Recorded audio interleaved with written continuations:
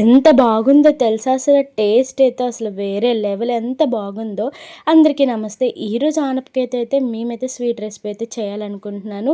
అసలు టేస్ట్ అయితే సూపర్గా వచ్చింది. ఫస్ట్ టైం అయినా నేను బాగా చేశానని చెప్పి నాకు నేనే ప్రౌడ్గా ఫీల్ అయ్యాను. అసలు ఈ విధంగా మనం పీల్ అని చేసుకొని బాగా కడుక్కొని పక్కన పెట్టుకోవాలి.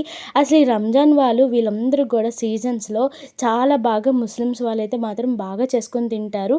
అండ్ ఎక్కువగా స్వీట్స్ అయితే తినకూడదు కదా, ఎందుకంటే షుగర్ అసలు హెల్త్కి అసలు మంచిదే కాదు. అండ్ మనం అప్పుడప్పుడు మన క్రేవింగ్స్ కంట్రోల్ చేసుకున్నప్పుడు ఈ విధంగా చేసుకున్నప్పుడు షుగర్ తక్కువ వేసుకొని చేసుకోండి. చాలా అంటే చాలా బాగుంటుంది. మన ఆనపకాయలను మొత్తం పీల్ చేసుకొని దాన్ని కోసుకోవాలి. లోపల ఉన్న సీడ్స్ అన్నీ కూడా తీసి ఈ విధంగా తురుముకోవాలి. నాకైతే 2 అవర్స్ పట్టింది తురిమేటప్పటికి. నిజంగా చాలా అంటే చాలా కష్టంగా అనిపించింది.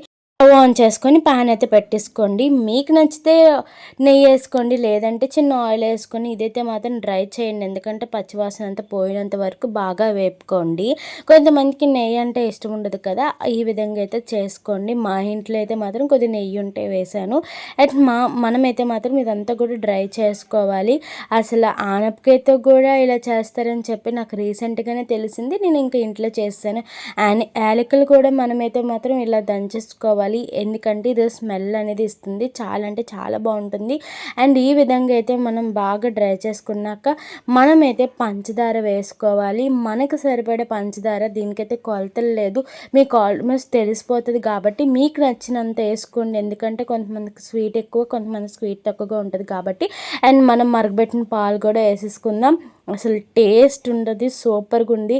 నాకైతే ఇంట్లో కలర్ అయితే లేదు, గ్రీన్ కలర్. అండ్ కలర్స్ కూడా ఎక్కువ యూజ్ చేయకూడదు కాబట్టి నేను ఇంటి దగ్గర ఉన్న చిన్న కలర్ అయితే వేసాను. అండ్ మా ఇంట్లో డ్రై ఫ్రూట్స్ అయితే లేవు, కొద్దిగా ఉన్నాయని చెప్పి వాటితో అయితే నేనైతే సరిపెట్టేశాను.